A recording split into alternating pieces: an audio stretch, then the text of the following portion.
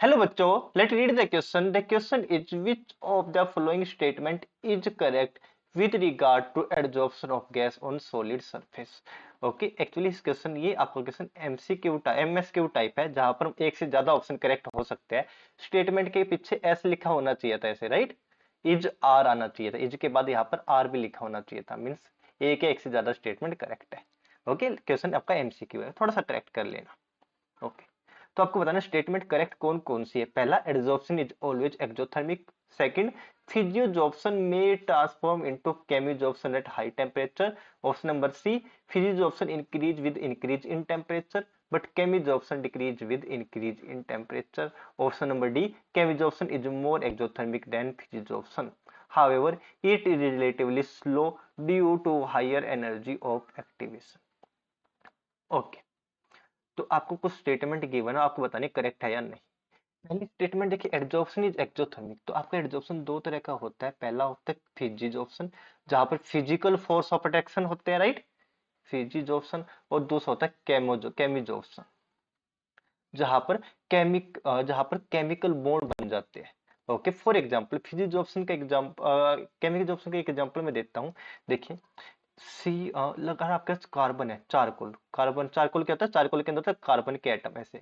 अगर इसकी रिएक्शन आप कराते हो O2 के साथ और हाई टेम्परेचर पर, तो यहाँ पर क्या बन सकता है, यहाँ पर आपका हाई टेम्परेचर, ओके, हीट भी करना पड़ेगा। तो यहाँ पर कार्बन तो है ही, इनके बीच में केमिकल बॉन्ड बन जाएंगे।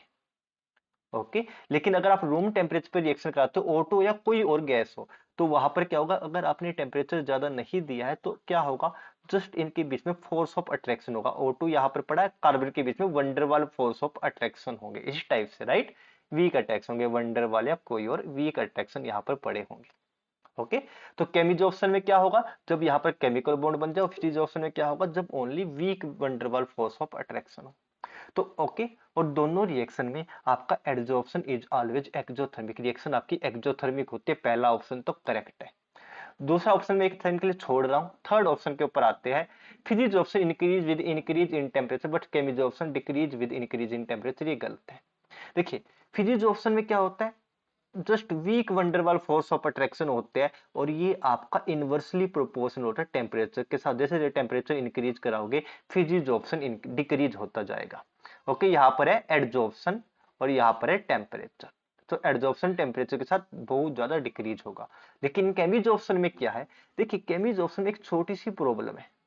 केमिजॉर्प्शन में हमारे वंडरवाल फोर्स नहीं है, हमारे यहाँ पे स्ट्रॉन्ग कोवलेंट बॉन्ड है, स्ट्रॉन्ग बॉन्ड है। ओके, तो यहाँ पर क्या होगा, शुरुआत में हमें रिएक्शन कराने के लिए थोड़ी सी एक्टिवेशन एनर्जी की जरूरत पड़ती है।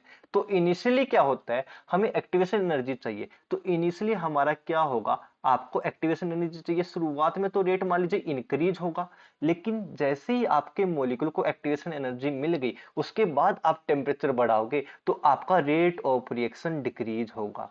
क्लियर, इनिशियली थोड़े टाइम के लिए इंक्रीज होता है एडजॉर्प्शन टेम्परेचर के साथ, लेकिन उसके बाद आपका रेट ऑफ एडजॉर्प्शन डिक्रीज होता जाता है टेम्परेचर के साथ। ऐसा क्यों, क्योंकि इसको आपको एक्टिवेशन एनर्जी चाहिए। ओके, और यहां पर आपके क्या है, वीक वंडरवाल फोर्स, कोई भी केमिकल बॉन्ड नहीं बन रहा, no activation energy required, no EA required, इसलिए इसको टेम्परेचर के साथ डायरेक्टली डिक्रीज होगा। लेकिन यहाँ पर एक्टिवेशन एनर्जी चाहिए, सो शुरुआत में तो इंक्रीज होगा, लेकिन उसके बाद डिक्रीज होगा। ओके, तो सेकंड स्टेटमेंट गलत है। अब थर्ड स्टेटमेंट देखिए, केमिजॉर्प्शन इज मोर एक्सोथर्मिक, बिल्कुल सही।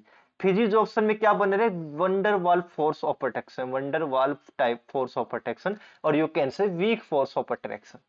यहां पर क्या होगा, यहां पर आपका सॉलिड और गैस के बीच में वीक फोर्स ऑफ अट्रैक्शन होंगे, वीक फोर्स ऑफ अट्रैक्शन। तो वीक फोर्स ऑफ अट्रैक्शन होंगे तो एनर्जी भी कम निकलेगी। डेल्टा एच मान लीजिए नेगेटिव, यहाँ पर डेल्टा एच नेगेटिव तो होगी, बट यहाँ पर कम हो नेगेटिव होगी। लेकिन केमिजॉर्प्शन में केमिकल बॉन्ड बनते हैं, तो यहाँ पर डेल्टा एच मोर नेगेटिव होगी, स्ट्रॉन्ग बॉन्ड बनते हैं, कोवलेंट बॉन्ड बन जाते हैं। फॉर एग्जाम्पल, जैसे कि मैंने एग्जाम्पल दिया ना, चारकोल की रिएक्शन कराते हो O2 के साथ हाई टेम्परेचर पर, तो यहाँ पर आपका हाई टेम्परेचर पर हीट कर दो, उसके बाद आपका क्या होगा, यहाँ पर केमिजॉर्प्शन होने लग जाएगा और सीओ गैस, सीओ बन जाएगा, मतलब कार्बन ऑक्सीजन में बॉन्ड बन जाएगा। तो यहाँ पर डेल्टा एच क्या होती है, नेगेटिव, और बहुत ज्यादा नेगेटिव। यहाँ पर थोड़ी सी नेगेटिव और यहाँ पे बहुत ज्यादा नेगेटिव। ओके तो ये स्टेटमेंट बिल्कुल ठीक है कि chemisorption is more exothermic than physisorption, बिल्कुल। However it is relatively slow due to high energy of activation, बिल्कुल सही है। डेल्टा एच इसकी ज्यादा होता है, लेकिन जनरली केमिजॉर्प्शन आपका स्लो होता है। क्यों? क्योंकि यहाँ पर आपके मॉलिक्यूल को एक्टिवेशन एनर्जी की जरूरत पड़ती है और जो रूम टेम्परेचर पर इजिली अवेलेबल नहीं होती। तो ये स्टेटमेंट भी ठीक है। अब बारी आती है सेकेंड स्टेटमेंट की। देखिए ये मैंने छोड़ दिया था क्योंकि ये आपको अब समझ में आएगा। फिजिजॉर्प्शन में transform into chemisorption at high temperature. देखिए लो टेम्परेचर में मैंने एक एग्जांपल दिया, आपके मान लीजिए चारकोल है। चारकोल के आपको आपने O2 गैस को एब्जॉर्ब करोगे तो लो टेम्परेचर O2 कैसे होगी, इनके बीच में वंडरवाल फोर्स ऑफ अट्रैक्शन होंगे। कोई केमिकल बॉन्ड नहीं बन सकता क्योंकि आपको लो टेम्परेचर पर एक्टिवेशन एनर्जी नहीं मिलेगी, जो कि केमिजॉर्प्शन के लिए रिक्वायर्ड है। लेकिन जैसे ही आपने थोड़ा सा इसको हीट किया तो ये किस में कन्वर्ट हो जाएगा, केमिजॉर्प्शन में। और आपके कार्बन और ऑक्सीजन में देखिए यहाँ पे क्या कार्बन, कार्बन ऑक्सीजन में यहाँ पे वंडरवाल फोर्स है, वंडरवाल फोर्स यानी कि फिजिजॉर्प्शन, फिजिजॉर्प्शन है। लेकिन जैसे ही आपने हीट किया तो यहाँ पर आपके केमिकल बॉन्ड बनने लग जाएंगे। ओके केमिकल रिएक्शन होने लग जाएगी क्योंकि आपको एक टेम्परेचर बढ़ाओगे तो आपकी एक्टिवेशन, आपके मॉलिक्यूल की एनर्जी एक्टिवेशन एनर्जी के बराबर हो जाएगी और आपका यहाँ पर क्या हो जाएगा, केमिजॉर्प्शन हो जाएगा। तो definitely high temperature physisorption chemisorption में चेंज हो सकता है। Okay so that statement is also correct. So correct answer are A, B and D except C, all options are correct. Hope you understand well. Happy learning and good